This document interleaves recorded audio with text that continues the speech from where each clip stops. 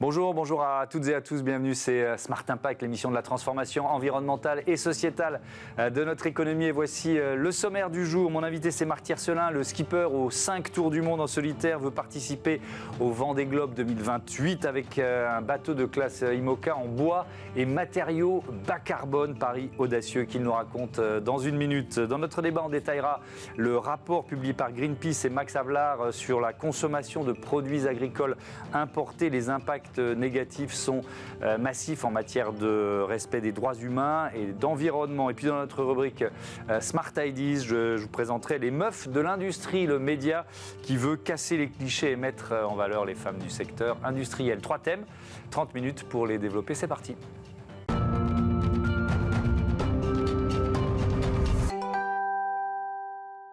L'invité de ce Smart Impact, c'est Marc Tiercelin. Bonjour. Bonjour. Bienvenue, heureux de vous accueillir sur ce plateau. Vous êtes l'un de nos plus grands skippers, 5 tours du monde en solitaire à votre actif, 24 transatlantiques en solo, en double ou en équipage, 7 solitaires du Figaro. Je ne peux pas faire toute la liste parce que sinon on y passerait la moitié de l'émission. Ce qui est sûr, c'est que la passion, elle est toujours là. Vous voulez participer au prochain Vendée Globe. C'est en 2028 sur un bateau de la classe IMOCA, pas tout à fait comme les autres. Quel est le projet ? Voilà, moi en fait, du fait de mon histoire aussi personnelle, au-delà du skipper professionnel et du marin, j'ai fait l'école Boulle tout jeune, je me suis toujours intéressé au bois, et puis j'ai une dimension, là par contre, qui s'est étalée sur l'ensemble de ma vie, assez prospective. Et quand j'ai découvert qu'on pouvait fabriquer un IMOCA, donc un IMOCA, pour le rappeler, c'est un bateau qui fait le Vendée Globe, la Route du Rhum, la Jacques Vabre, enfin les grandes courses, qui mesure 20 mètres de long, je résume, 20 mètres de long sur 6 mètres de large, il pèse 8 tonnes et demi, ça dépend, et qui porte jusqu'à 640 mètres carrés de voilure. Donc il y a des contraintes. Il y a des contraintes énormes. Rapidement, le Vendée Globe, c'est donc faire le tour du monde seul, à la voile, sans escale et sans assistance, ce qui sous-entend que le bateau, comme le marin, homme ou femme, va faire le tour du monde sans escale et sans assistance. Donc on est sur 50 000 km, 1 million de chocs dans les vagues, ce qui est considérable. 1 million de chocs dans les vagues. 1 million de vagues, ça c'est calculé par les ordinateurs.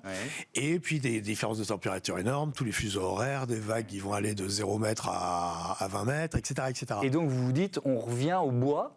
Alors voilà, Et on va réussir à faire un bateau à partir de bois et d'autres matériaux bas carbone qui va tenir ce défi-là, quoi. Alors mon idée, enfin l'idée que je porte, on va dire, dans le projet que je porte, c'est pas du tout un retour en arrière, un truc folklorique et tout, non, c'est de travailler avec les outils d'aujourd'hui, que ce soit tous les outils qu'on utilise pour concevoir des bateaux, comme on dit, full carbone, en ramenant de la fibre naturelle dans un bateau carbone. C'est-à-dire qu'il y aura un mixte entre du carbone et du bois, pour la partie coque, mais aussi du carbone et du bambou pour la partie pont et rouf, le dessus, mais aussi du lin, du chanvre et de l'ortie. Et donc ça veut dire, si je prends le bambou, par exemple, on pourrait faire le lin, le chanvre ou l'ortie, mais le bambou, il a des caractéristiques qui lui permettent de remplacer quel type de matériau, par exemple ? Alors il peut remplacer tout ce qui est polyester. Il coche toutes les cases, pour utiliser le terme actuel, du polyester. Il le bat à tous les niveaux. C'est naturel, évidemment. Je parle aussi de bois et de bambou européen. Hein. Ça, c'est une des idées du projet. Et par exemple, la Cobratex, l'entreprise dans le sud de Toulouse, d'anciens Airbus qui travaillent sur le bambou, a réussi à bobiner du bambou pour faire une forme, je résume, je grossis, je vulgarise, une forme de tissu de bambou qui permet de créer des cloisons, qui permet de créer des formes, et qui travaille actuellement sur l'Airbus vert du futur, dans les équipements intérieurs, que ce soit les coffres, les sièges, etc. Et là, l'idée dans mon bateau, ça serait de faire aussi la partie équipement intérieur, mais aussi le roof. Le roof, c'est un peu le toit qui domine le bateau pour le protéger de la côte. Et donc, l'objectif, c'est de faire un bateau révolutionnaire, d'une certaine façon. Tout à fait, une première mondiale. On peut employer ce terme, mais aussi compétitif. Tout à fait, c'est un bateau comme le bateau de Charlie Dalin dans le dernier Vendée Globe, comme ça, donc avec des formes actuelles, mais qui mêlerait donc à peu près 70... L'idée, c'est de descendre à moins de 70% d'émissions de CO2 et à un coût inférieur de 40% à peu près. Parce que ça coûte moins cher d'utiliser ces matériaux ? Parce qu'en fait, quand on prend un bateau en polyester ou en carbone, on crée un moule, c'est un peu comme un gâteau, on crée un moule, donc on crée un bateau pour créer un autre bateau. D'accord. Alors effectivement, le moule peut servir à plusieurs bateaux. C'est ce qui a fait que Beneteau, Jeannot ont réussi. La France est numéro 1 mondial dans la plaisance, c'est quand même beau. Et donc ça a fait. Là, on travaille directement sur ce qu'on appelle un moule mâle. On crée le bateau in extenso directement. Voilà. Et alors, on dit révolutionnaire, donc ça veut dire que l'idée c'est quoi? C'est par exemple que ça pourrait intéresser la filière bois, moi je dis ça spontanément, mais pas seulement, c'est-à-dire que vous parliez d'aéronautique, il y a d'autres secteurs qui pourraient bénéficier des avancées technologiques, des innovations que vous allez mettre en œuvre? Alors l'idée que je porte, c'est donc ouvrir une voie, raconter une histoire. Ça, c'est fondamental pour moi parce que c'est pour ça que je reviens aussi, au-delà de la compétition et de la partie sportive et aventurière. Et en fait, si on prend un exemple simple, les voitures, dans les années 50, même 60, si on avait dit aux gens on fera les voitures en plastique, les gens auraient été morts de rire. Il faut se souvenir des films américains avec les grosses Cadillac bien lourdes face à nos petites 2 chevaux et ensuite 4L et R5, etc. Aujourd'hui, beaucoup de voitures sont en plastique. Donc c'est vraiment en avance de phase, on va dire, c'est pour engager un mouvement. Ça correspond aussi, moi, en fait, il y a 3 points importants dans ce projet. Il y a le côté recyclable, le côté réplicable, donc le bateau avec une utilisation multiple, et aussi le côté générationnel. C'est-à-dire que là, les messages que je reçois depuis décembre, c'est beaucoup des générations de la trentaine, on va dire. Donc je vais appeler génération Z, voire alpha, qui vont, qu'on le veuille ou non, moi je suis pas de cette génération-là, mais qui vont vivre avec ça. Je dirais à horizon 10 ans, 20 ans, 30 ans, ça sera plus quelque chose d'exotique de construire d'utiliser le chimique, le synthétique, le chimique et le naturel. L'idée c'est ça, c'est de mêler le carbone, le verre, la résine, aux résines biosourcées, aux fibres naturelles qu'on a dit tout à l'heure. Et ça peut se décliner tant dans l'automobile que dans l'aéronautique que dans le nautisme. Alors justement, le nautisme, vous parliez des grandes marques françaises, Jeannot, Beneteau, ça pourrait être l'avenir des bateaux produits par ces C'est une des idées. Si je reprends aussi, je fais un pas de côté, on prend le cargo à voile, par exemple. Moi, c'est un sujet que je suis depuis une dizaine d'années. Au début, ça fait sourire dans les dîners quand on parle de ça. Et effectivement, ça représente 1%, 2%. Mais il faut bien partir de quelque chose dans un sujet. Et c'est intéressant parce que le cargo à voile ne sera jamais un cargo à voile, pour l'instant en tout cas, que à voile. Il y aura aussi encore des moteurs diesel, voire de l'hydrogène. Mais même si c'est que 20% c'est déjà 20% du trajet... d'économie d'émissions carbone. Exactement. Hein, donc là, si on arrive à 50% sur les 70 espérés, c'est toujours 50%, tout ça. Donc ça, c'est une idée. Mais c'est aussi, je crois que c'est vivre avec son temps, c'est d'intéresser les nouvelles générations parce que refaire un énième bateau carbone ou polyester, on sait faire. Donc c'est dupliquer un bateau. Donc c'est pas forcément... C'est bien. Ils sont magnifiques, les bateaux. Et je le sais, j'en ai eu plein, j'en ai eu 5 d'IMOCA. Mais on renverse pas la table. Le vôtre, on va beaucoup en parler. Si vous prenez le départ du Vendée Globe, parce qu'il sera unique, parce qu'il sera révolutionnaire et parce qu'il portera un projet avec du sens aussi. Tout à fait. Et l'idée, c'est qu'il serve d'ambassadeur. C'est-à-dire qu'en fait, ce bateau ne soit pas utilisé seulement pour des courses type IMOCA, Vendée Globe, Route du Rhum, qu'il soit utilisé dans les grands rassemblements de bateaux, dans les ports, qui voyagent dans le monde entier, ça serait très bien. Et qu'on puisse se rendre compte, à ce titre, qu'on peut faire autrement. Et quant à la production industrielle ou la production de série, c'est toujours un problème parce que ramener de la fibre naturelle dans la production de série, de la production industrielle, c'est complexe parce que ça prend du temps, c'est de la main-d'œuvre en plus, c'est du temps en plus. Et on est dans des réductions de coûts, etc. C'est aussi pour ça que les bateaux en bois ont toujours existé. Hein. Depuis Ulysse, les bateaux en bois, c'est majoritaire. Le carbone, ça a quoi, 40 ans dans notre histoire. C'est très récent. Et donc, c'est assez intéressant de se dire, est-ce qu'on peut pas renverser la table, mais bousculer un peu la vie d'aujourd'hui et pour intéresser, je disais, les nouvelles générations, et de se dire, on peut intégrer tant de pourcents, si ce n'est de fibres naturelles en tout cas, parce que il y a plein de procédés aussi qui rentrent en ligne de compte. Quand je disais le carbone déclassé, donc actuellement j'ai le groupe Thébault, donc pour les contreplaqués qui s'intéresse, qui crée un nouveau centre en France pour des nouveaux types de contreplaqués. Donc ça l'intéresse encore plus. Il y a Airbus, donc une spin-off de Airbus qui donc se rend compte qu'ils ont beaucoup de carbone déclassé, donc l'ont utilisé pour un bateau, mais l'utilisent aussi pour des lames de sportifs handicapés, mais aussi pour des surfs, mais aussi pour l'automobile, etc. Ils se sont rendus compte plutôt que de l'enterrer dans de la terre, ils pouvaient utiliser ce carbone, c'est leur mot à eux que j'utilise, pour faire des pales d'éoliennes, etc. Donc là, l'idée, c'est de travailler avec du carbone déclassé. J'ai aussi, à travers Arkema et les résines biosourcées, une entreprise apparemment qui prend du polyester, qui le broie et qui en recrée. Donc c'est toute une démarche. Les matériaux, vous dites, ils existent, les technologies, elles existent. Donc là c'est les sponsors qu'il faut convaincre maintenant. Alors maintenant, c'est le problème, c'est tout a besoin de financement. Oui. On a besoin d'énergie humaine, et on a besoin de bonne volonté, mais on a besoin de fonds pour que les choses existent. Ça, c'est sûr. Ça, c'est ce que je cherche actuellement. C'est un budget de combien ? Le bateau, c'est un budget de 5 millions d'euros. Donc on est à 40% un petit peu en dessous des bateaux actuels, full carbone, on va dire. Donc déjà, c'est important. Et puis après, le fonctionnement, c'est 2 millions d'euros par an, mais ça viendra dans un deuxième temps. Ça, c'est un parcours du combattant. J'ai déjà reçu d'autres skippers sur ce plateau. C'est votre deuxième métier, quoi. Ah bah moi, depuis, j'ai une carrière longue. J'ai commencé à voile en 70, donc ça fait longtemps. J'ai couru l'équivalent de 18 tours du monde. Oui, j'ai passé beaucoup de temps. Dans ma vie, sur 35 ans professionnels, mais là, sur un projet comme celui-là, il y a une chose qui est pas mal et que je trouve chouette. Autant j'ai entendu le mot impossible quasiment toute ma vie, sur tous les projets que j'ai menés, qu'ils soient de voile ou autres d'ailleurs. Là, ça fait consensus. Donc c'est bien. Alors c'est que intellectuel, c'est que des paroles, ça n'engage personne, c'est que des écrits, mais c'est plutôt bon, ça accroche bien. Et il y a des partenaires donc technologiques, ça c'est bien. Airbus serait d'accord, enfin, des gens comme ça, c'est pas mal. Oui, ça, pour la partie matière. Ça pose le projet quand même. Oui, c'est bien. Et puis on parlait tout à l'heure de filière. J'ai toute la filière bois. Forestière, bois, qui s'intéressent. Je les ai vus, je vais les revoir en juin. Et c'est d'entraîner un peu toute une filière. C'est bien d'entraîner une filière, moi, je trouve. Parce qu'ils sont souvent un peu invisibilisés. On les connaît pas trop. C'est un peu des gros machins, on va dire. Et ça emmène avec soi tout ça. Et surtout, ça c'est mon côté un peu rêveur, un peu d'imager.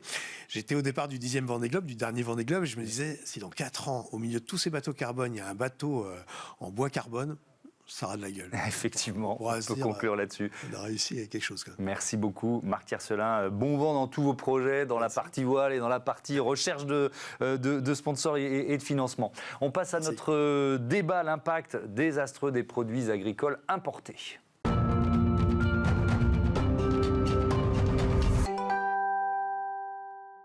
Quel est l'impact social et environnemental des produits alimentaires importés? On en débat avec Blaise Desbordes. Bonjour. Bonjour. Bienvenue, vous êtes le directeur général de l'ONG Max Havelaar France. Et Clément Hélary, bonjour. Bonjour. Bienvenue à vous aussi. Vous êtes chargé de campagne forêt chez Greenpeace. Vous avez publié le mois dernier avec l'Institut Veblen un rapport, une étude menée par le bureau d'études Le Basique. Peut-être la leçon principale déjà, si on devait généraliser, puis ensuite on rentrera dans le détail. Blaise Desbordes. Oui, je peux peut-être vous dire l'objet. L'objet, on voulait passer en fait au scanner les importations françaises.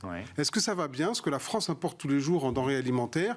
Est-ce que ça va bien sur le plan social, environnemental, au regard des grandes lois que l'Union européenne, depuis une dizaine d'années, essaye de passer pour être, je dirais, le leader mondial d'un commerce un peu plus équilibré. Et donc ça, c'était l'intention. On a donc analysé tous les chiffres des importations françaises et les provenances, les pays, et analysé si sur le plan social, par exemple sur le travail forcé, le travail des enfants, ou sur le plan environnemental, la déforestation, le climat, il y avait un problème.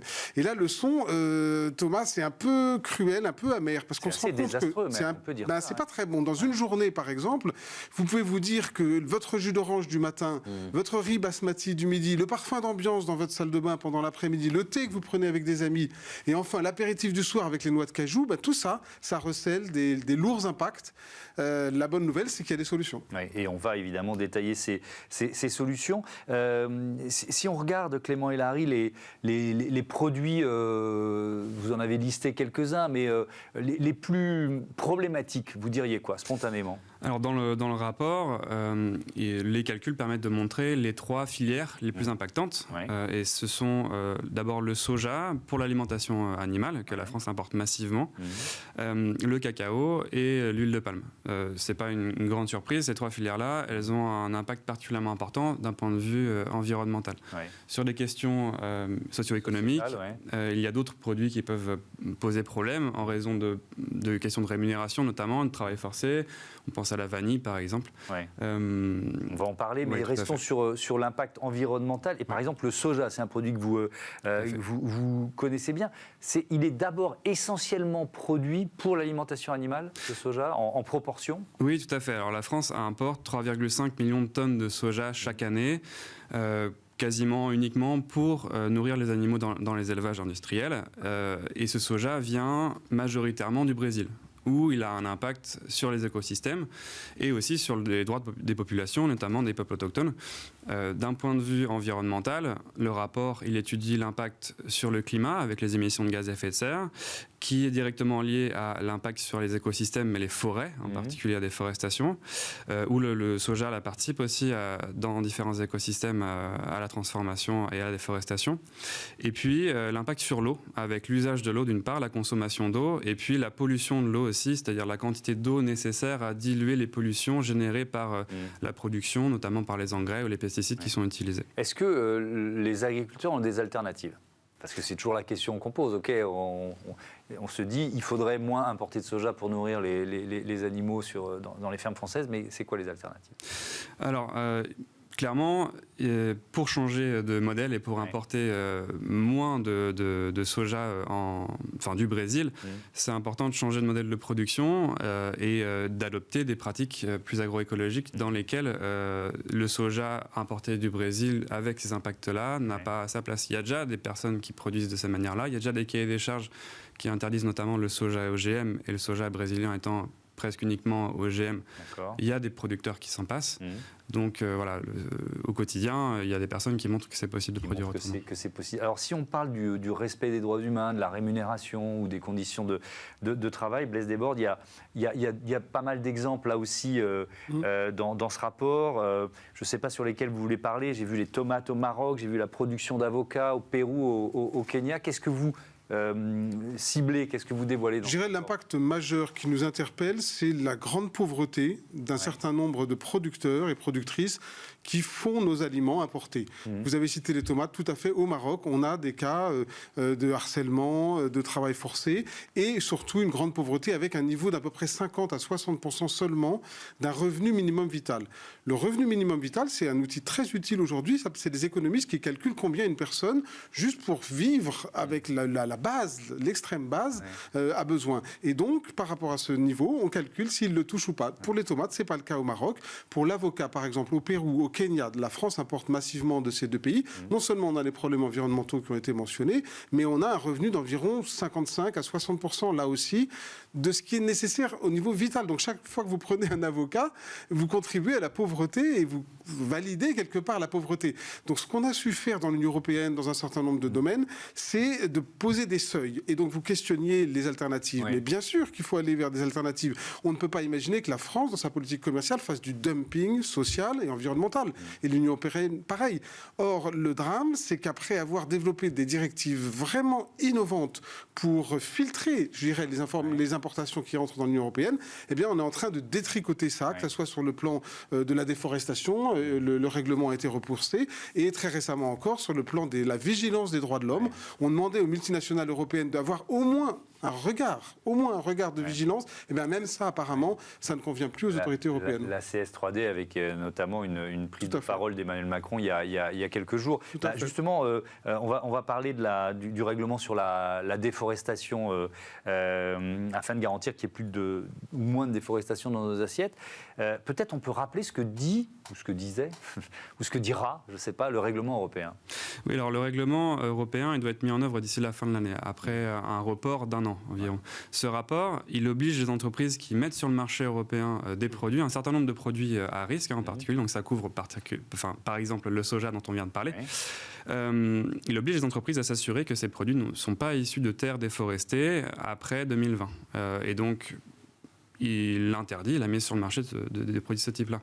Donc c'est une véritable avancée. C'est pas absolument parfait dans le sens où ça couvre pas d'autres types d'écosystèmes, mais c'est une véritable avancée qu'il est important de maintenir et qui doit être mis en œuvre d'ici la fin de l'année. Donc c'est très contraignant puisque c'est une interdiction dont on parle. Est-ce que il est en passe, on parlera de la CS3D après, mais du devoir de vigilance, est-ce qu'il est en passe d'être édulcoré puisqu'il y a effectivement ce mouvement un peu général au niveau européen, d'ailleurs dans la foulée des résultats des élections, c'est pas un hasard. Oui, alors ce qu'il faut rappeler aussi, c'est le constat, c'est que personne ne veut de déforestation dans son assiette. Et le seul moyen de pouvoir... Oui, mais on ne sait pas forcément. Oui, mais justement, le seul moyen de s'en assurer, c'est de mettre en place des législations qui s'appliquent à l'ensemble de la filière et qui garantit qu'il n'y a pas de déforestation quand on consomme un de ces produits-là. Et donc, ce règlement, aujourd'hui, il n'est pas remis en question au même niveau que la directive. Et on compte bien faire en sorte qu'il soit maintenu, qui continue à s'appliquer de manière large et stricte pour qu'il n'y ait pas de retour en arrière. Si je peux ajouter un mot sur les petits producteurs, vous savez que par exemple pour le soja, pour le café et le cacao, vous avez deux types d'agriculture. Une grande agriculture industrielle, de plein soleil, bourrée de pesticides, etc. Et puis une agriculture protectrice du climat, c'est celle que le commerce équitable notamment défend, que l'agriculture bio défend, qui est l'effet de petits producteurs pauvres. Appliquer le même règlement sur ces deux types, vous voyez la différence. Pour une grande exploitation brésilienne, c'est facile de géolocaliser ces parcelles. Pour 1000 petits producteurs dans les montagnes du Chiapas, c'est plus compliqué. Donc nous, on demande quand même que d'ici le 1er janvier, l'Union européenne accompagne un peu mieux ceux qui protègent le climat et la biodiversité en faisant nos aliments du bon café, du bon cacao. Dans le cadre de ce règlement c'est possible. Dont on parle, d'accord. Et sur la CS3D, alors cette directive sur le devoir de vigilance des entreprises, comment vous avez réagi quand vous avez entendu le président de la République dire peut-être que c'est trop compliqué? Très mal. On a réagi extrêmement mal et c'est l'ensemble. Il y a 160 organisations en France qui sont mobilisées et beaucoup plus en Europe. Il y a des entreprises, notamment le mouvement Impact France, que vous connaissez sans doute, dont je fais partie également, qui disent mais quel est ce contresens? Une directive qui demandait de manière innovante et précurseur de regarder tout au long d'une chaîne. Les multinationales aujourd'hui ont des chaînes très très longues de sous-traitance et de regarder donc les atteintes aux droits de l'homme, d'avoir une vigilance, de faire un rapport là-dessus. C'était une obligation de moyens pour qu'on soit au moins conscient si oui ou non il y avait un problème. Et bien même cette vigie, même ce fanal dans l'obscurité et l'opacité des supply chains mondiales, maintenant on veut le détricoter. C'est très malheureux que le président français et le chancelier allemand aillent dans ce sens. C'est pas gagné non plus, parce que c'est pas simplement une interview qui permet de détruire une régulation européenne, mais c'est un très mauvais signal. Je ne comprends pas pourquoi, alors que l'Union européenne, avec le pacte vert, avait esquissé le cadre régulateur de demain, on est en recul. Est-ce que véritablement le dumping social et environnemental est l'avenir de l'Union européenne? Je ne crois pas. Merci beaucoup. Merci à tous les deux et à bientôt sur Be Smart for Change. On passe tout de suite à notre rubrique Startup.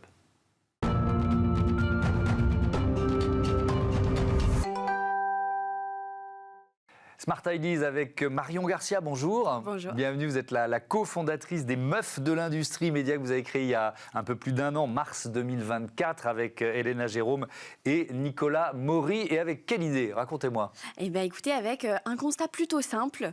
À la base, on travaille tous les trois dans une start-up industrielle et un jour, en revenant de rendez-vous, on se dit mais pourquoi on n'a pas d'homologue féminin? On croise toujours des directeurs, des responsables de production au masculin. Et donc, on s'est dit, où sont les femmes de l'industrie? Et de là, une volonté de les mettre en avant et de leur donner la parole, puisqu'il y en a. Et elles font des métiers tout aussi passionnants que les hommes. Oui, effectivement, avec ce constat, c'est l'INSEE qui nous donne ces chiffres. Ils datent de 2022, mais ils n'ont pas dû malheureusement beaucoup évoluer. Moins de 30%, 28,5% de femmes dans les effectifs de l'industrie. Et puis, plus on monte dans ce que vous décriviez, dans la chaîne de responsabilité, on est à moins de 20% dans les postes de responsabilité. Déjà sur le constat général, comment inverser la tendance? Il s'explique comment ce déficit de femmes dans l'industrie? Alors, historiquement, déjà, il n'y avait pas de femmes dans l'industrie il y a encore une cinquantaine d'années. Et c'est de plus en plus compliqué, parce qu'il y a une demande qui est grandissante de main-d'œuvre avec la réindustrialisation, avec les enjeux aujourd'hui en France. Et l'image de l'industrie dans même les programmes scolaires n'a pas forcément énormément évolué. On associe ça au Fordisme, au Taylorisme, à Chaplin parfois. Encore. Donc ce sont des clichés, enfin ça a existé, mais ce sont des clichés qui ont la vie dure. Qui ont la vie dure, qui persistent dans la tête des jeunes, mais aussi du grand public, des personnes qui ne sont pas dans l'industrie. Et en fait, quand on gratte le vernis, on se rend compte que dans l'industrie, il y a énormément de choses et que ça n'a plus rien à voir avec ces stéréotypes-là. Oui. À quel point ces métiers, justement, ont évolué? Vous avez des exemples en tête?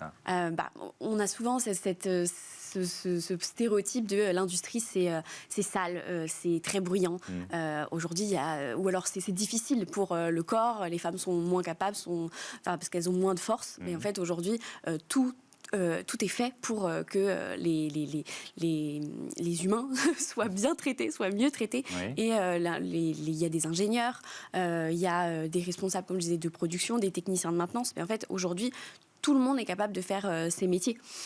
Et donc, du coup, les stéréotypes qui ont la vie dure, on essaye un petit peu de les balayer. Alors, c'est l'objectif de ce média. Quel format vous proposez avec les meufs de l'industrie? Et c'est ce côté un peu à l'intérieur de l'industrie, montrer ce qui se passe concrètement dans les usines avec les personnes qui travaillent à l'intérieur. Donc, on a choisi le format de la vidéo. Parce que c'est... mais une image vaut 1000 mots, donc une vidéo vaut tout l'or du monde. Et donc, c'est des formats qui sont courts, puisque notre cible principale, c'est les jeunes, de leur montrer, les jeunes et jeunes femmes, leur montrer ce qui se passe dans l'industrie. Donc, réseaux sociaux, Instagram, TikTok, mais aussi LinkedIn pour le côté plus professionnel. Et le but, c'est d'aller à l'essentiel, de montrer un métier au travers d'un parcours et parfois même de passion de ces jeunes femmes. Évidemment, avec des rôles modèles, c'est souvent très important d'avoir des rôles modèles. Il y a aussi des entreprises qui font appel à vous pour que vous veniez parler justement de la place des femmes dans ces métiers. C'est ça. On a aussi effectivement des entreprises qui nous sollicitent parce qu'il y a aussi ce grand souci du syndrome de l'imposteur quand on est une femme. Donc on vient aussi travailler sur ces notions de leadership, de oser prendre la place. On disait tout à l'heure, moins de 20% à des postes à responsabilité pour les femmes, mais c'est aussi oser candidater. Oser se dire je peux le faire tout autant que n'importe qui parce que j'ai les compétences et même si je les ai pas toutes, je vais les apprendre et y arriver. Et ça veut dire qu'il y a beaucoup de postes à pourvoir aujourd'hui dans l'industrie en France, notamment pour des jeunes femmes?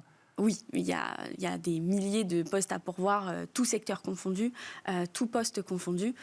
Donc, c'est vraiment des métiers d'avenir. C'est quoi, en quelques mots, le modèle économique de votre média? Vous vivez de quoi? Eh bien, aujourd'hui, comme une agence de communication, c'est de la prestation de service. Une vidéo a un tarif, une prestation a un tarif. Et ça nous permet d'en vivre et d'aller faire découvrir de plus en plus d'industries aussi, tout en rendant la visibilité qu'elle mérite. Merci beaucoup, Marion Garcia. Bon vent aux meufs de l'industrie. Voilà, c'est la fin de ce Smart Impact. Merci à toutes et à tous de votre fidélité à Be Smart for Change. Salut.